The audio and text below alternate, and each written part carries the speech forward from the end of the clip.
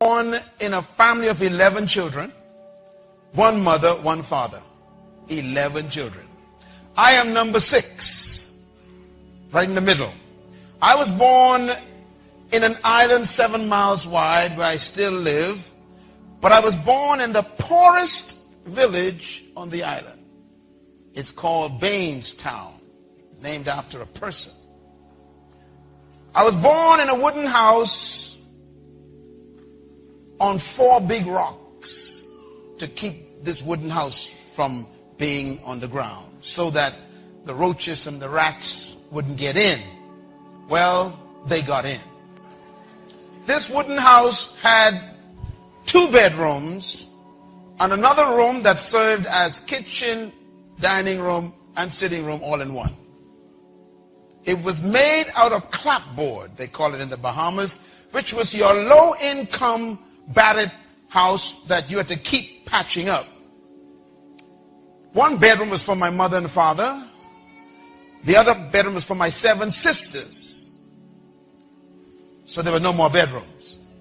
So myself and my 3 brothers had to sleep on the wooden floor on these mats that we got from our mother and father. We would cover ourselves with dirty sheets that would be washed every weekend.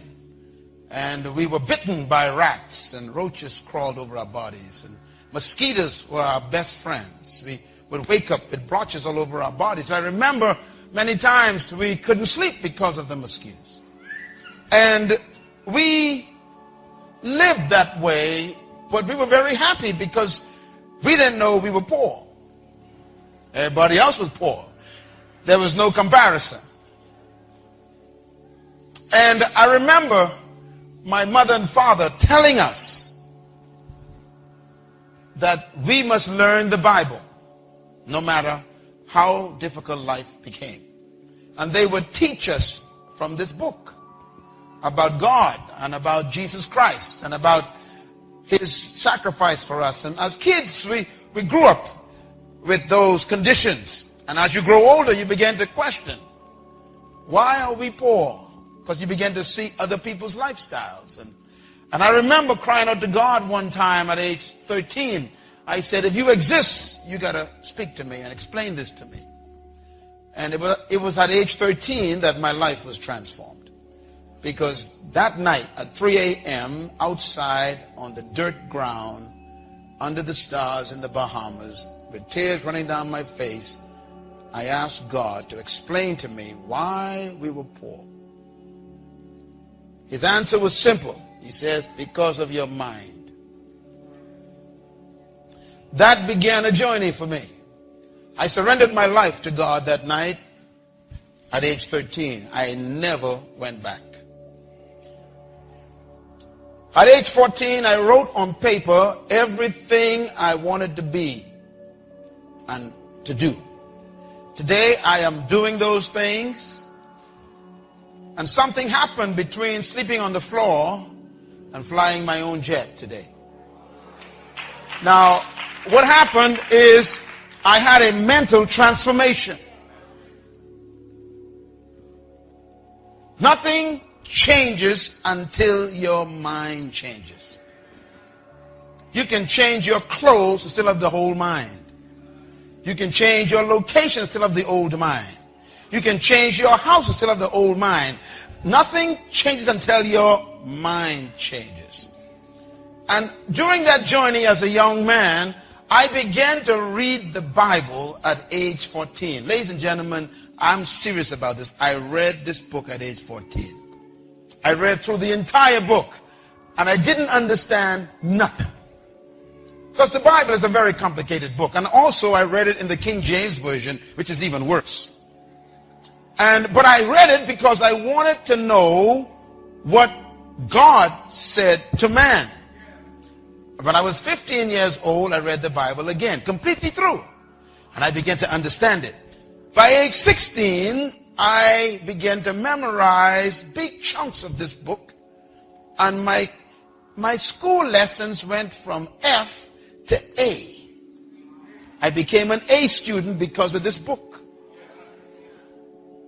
I graduated top of my school in high school because of this book.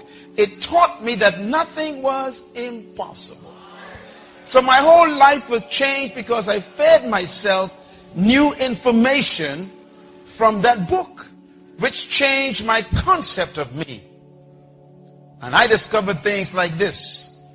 The greatest tragedy in life is not death. Some people think that when someone dies, that's the worst thing that can happen to you. That's not true. I discovered that the greatest tragedy in life is not death, but it's life without a purpose. It is more tragic to be alive and not know why than to be dead and not know life.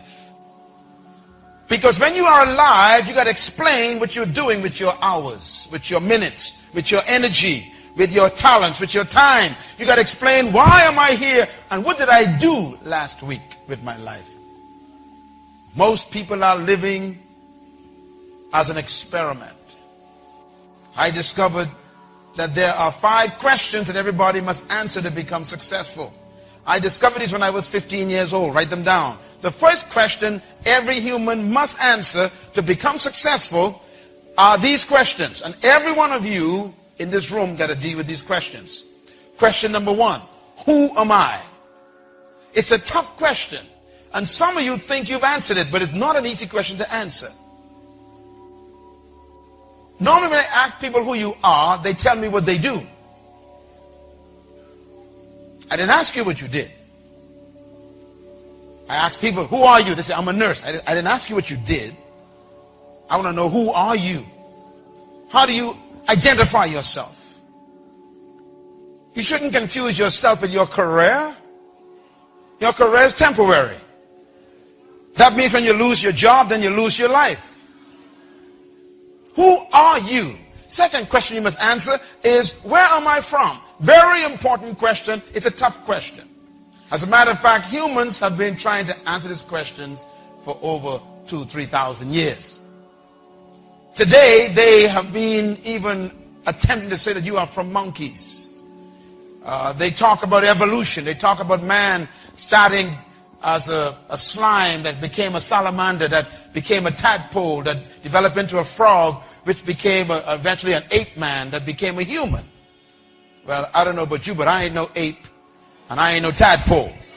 But they try to explain that you came from some big bang that caused some genetic coding in the slime, in the abyss of 6 billion years, and all this stuff they talk about. They're trying to explain where you're from. You see, until you know where you're from, you don't know who you are. What is your source? Where did you come from? It's a very important question. And the third question I had to answer and grapple with is, why am I here? That's a tough question. Why were you born? Why were you conceived? Why are you on this planet right now? Why did you come to earth? These are tough questions. And the person sitting behind you have not yet answered that question.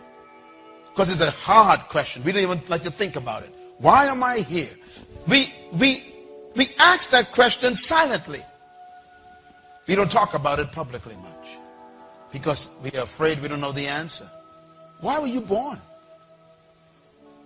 I mean, they say when a man has sex with a woman and he releases semen into a woman, scientists have proven that over 600 million sperms rush toward the egg. And only one makes it. And guess who that was? And my question is, why did 599 million sperms die so that you could live to come to this planet? Was there a reason why the divine creator chose that specific sperm for you to come at this time? Why did you come here? It's a tough question. You didn't come here just to make a living and pay bills and then die.